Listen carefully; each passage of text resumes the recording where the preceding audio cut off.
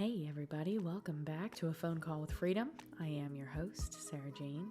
Thanks for showing up in my corner of the world where we talk the universe. I hope this podcast finds you in good spirits. I'm certainly hanging in there, as I feel like a lot of us are doing right now. It's like we're not terrible, but we're not good, right? We're just in this space of severe expansion. Everybody I talk to lately has something going on. It's pushing them to look at things differently, do things differently, just expand and become somebody different and navigate life differently. I had some interesting conversations this week with some people that are very close to me. And we were all talking about love and relationships. And during the conversation, I had mentioned that one of the things that I've learned thus far that has been a key component to creating healthy relationships in my life is understanding that nobody is going to see the same thing you see. It's not going to happen. Everybody has a different perspective of the same thing, but there is no truth. There's a special truth to everybody. It's designed that way. And when you take psychology and understanding about the conscious and the subconscious mind into account, that really helps you to navigate life, because when you come up against a circumstance where somebody sees something different from you, and we see this all the time in our relationships, right? These are the people that are closest to us, that we're with all the time on a regular basis. So when you come up against a scenario where they see something totally different from what you see, how do you navigate that? How do you make that work? And for me, understanding that there was a good chance that that person might see it differently than I see it, that was the first step to understanding, okay, what do I do then? I think the second step would be to accept, okay, this person sees things the way that they do based on their upbringing, their traumas, karma. All of this is taken into account when you're talking about the way somebody sees life. They have a very particular set of lenses on. Everything that I'm speaking on is scientific. I think it's the human race as a collective that is moving from a lack of awareness about how the mind truly works. Moving into that second phase of like accepting that, okay, this person doesn't see things the way that I do. What do I do now? There was actually a lot to unpack there, more than I thought there was going to be.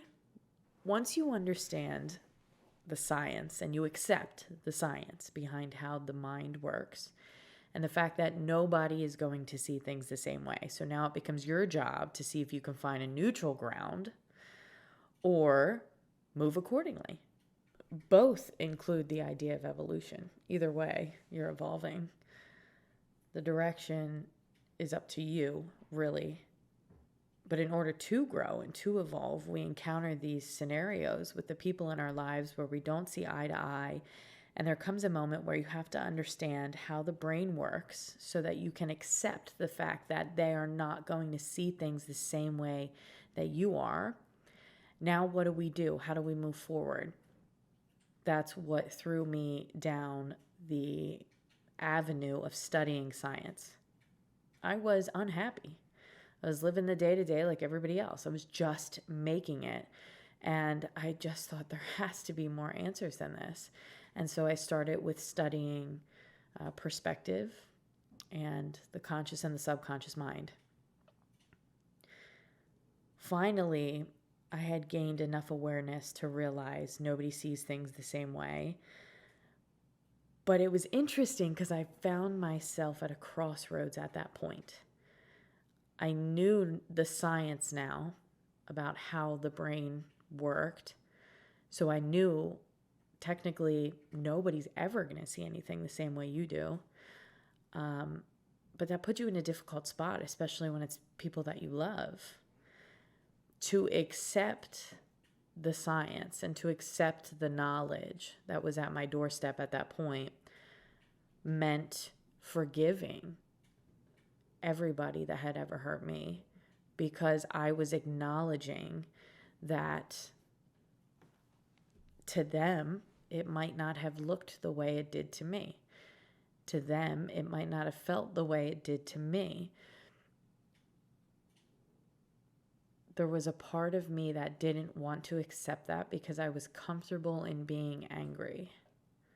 I was comfortable in being the victim in my reality.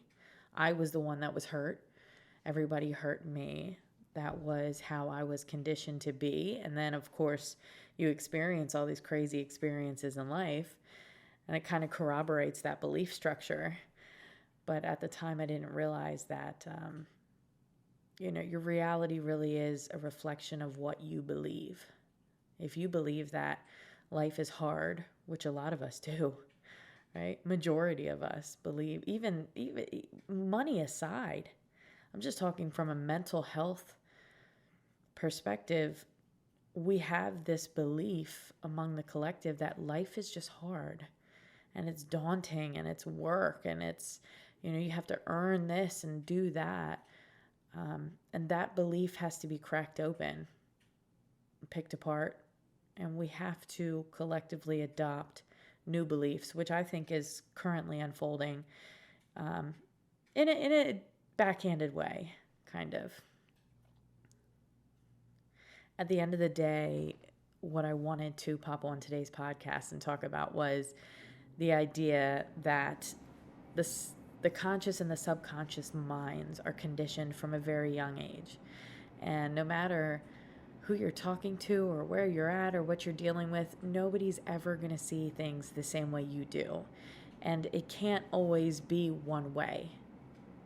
If you're really the master of the plan, you have to understand, okay, this person's going to see it differently, and it would be smart for you to explore how that person feels so that you can learn more about how to navigate the situation. We've been taught to argue and defend, but if you just relax for a second and sit back and just listen to how this person feels, it's going to be totally different from you. And you're going to have to instill that boundary for that person, right? Like, hey, you have to hold space for me, but in return, I'll hold space for you. Understanding how the mind works, accepting the fact that nobody's going to see things the way you see them. That's a part of this realm. That's a part of how this world was designed, was to see if you could take two people that are completely different and see things completely different and still sit down at the table and make it a successful conversation. That's the whole goal down here, is to be able to learn and to grow and to expand while at the same time owning your individuality. All of us are dealing with people in our lives that we love so much that probably see something different from us. They don't see things the same way. They don't think the same way. They don't talk the same way. And yet we love these people, right? So I just wanted to reiterate that scientifically the subconscious mind is different for everybody. It's been one of the most important little nuggets of wisdom that I've had along my journey, is understanding, hey, you know what, depending on this person's upbringing, depending on everything they've been through to get to where they're at today and who they are today, depending on what that whole journey has looked like, their journey is what has developed their unique lenses. And everything in life, right down to the word. I could give you a word. My definition might be different from your definition. It's the same word. The definition's in the dictionary, but it might mean something different to me than it does to you. You gotta understand that. And you have to be willing to rise above and hold the space for that person and learn how they feel. You only have to accept what resonates with you. You ever catch somebody, it's like they're having a really bad day and they're kind of taking it out on you, and you're like, I guess I must have done something wrong. Like, what is your deal? And then come to find out they got yelled at earlier that day at work. Or it's a sibling's or a family member's birthday that's crossed over. So there's always this inner reason behind our actions, but most of us are so conditioned to be victims that we don't hold the space for the other person. We just immediately become defensive, and this is the way it is. But the truth is, you're not going to get anywhere with that. If you only hold your perspective, you're going to create your bubble in life, and that's going to be great. But eventually, you're going to want to really learn how to love. No matter how chaotic and crazy and wild that might be, you're going to want to learn how to love. It's better than sitting still forever.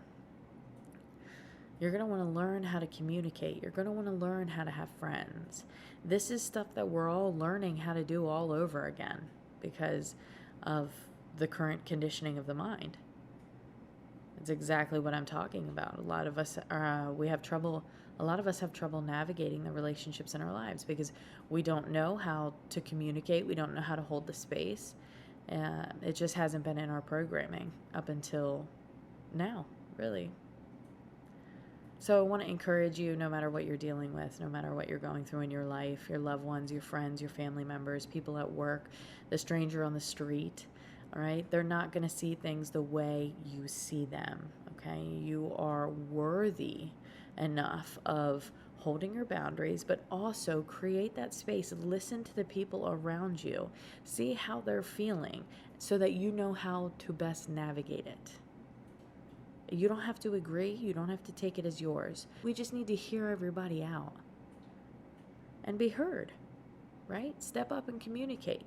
Talk. This is how I'm feeling. I think that we're going to find a lot of beauty right here in front of us as we learn to communicate on those levels. So I have to tell you, as wild as it is, and as exhausted, I think, as we all feel, there is a beautiful undertone to being alive at certain times. Those moments when the sun hits your face, or the butterfly lands on your shoulder, or the caterpillar walks across your path. You're just like, that's cool. I think that makes it all worth it at the end of the day. We are all breaking these old ideas of love and relationships and what they look like. So I hope that this assists you in expanding your mind and staying in a place of observation. Don't get caught up in your situations. Remember, it's never you and the other person against each other. It's always you and the other person against the situation. When you're dealing with anybody, friends, family members, coworkers, anybody you're dealing with, it's human-to-human contact. It involves you and that other person and an opportunity to grow, to decondition the mind, to rise above, to truly love unconditionally. Okay, well, I don't like what you're doing, but if that's what you're doing, I accept it. Now, that means I have to move accordingly. I don't think we can be friends anymore. And that's okay. There's going to be some pain in that. I'm going to have to push through that energy, but I'm holding that boundary for myself. Instead of trying to change that person, trying to get them to see things the way you see them, let them go. Let it go. Everybody always talks about heaven on earth, and I'm just like, we are really so much closer than people realize. When people start understanding the conditioning of the mind and energy and how it works, I think beauty and love is going to spread the same way that dis-ease spreads right now, right? But instead of being the negative, it's going to be the positive. It's just going to be an awareness that clicks. Oh, this is how we work. And then we all start embarking on the deprogramming process and start taking back our minds. And I think we're going to be creating very different realities for ourselves. But it does take creating a space to come together to talk about stuff like this. So if you haven't already, make sure you hit that like and subscribe button for me. It keeps me moving in the right direction. And then, of course, hop over to my website at innersarah, INNERSARAH.com. You can subscribe that way to get notified when my book comes out.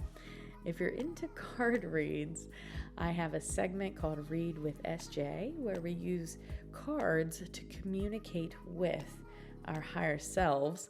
I'm back here every Thursday and Sunday for one of those. We always have some fun over there. So if you haven't already, make sure you check out some of the other videos on the YouTube channel. Otherwise, thank you so much for loving and supporting me. I love and support you, and I will see you right back here next Wednesday for another phone call with freedom.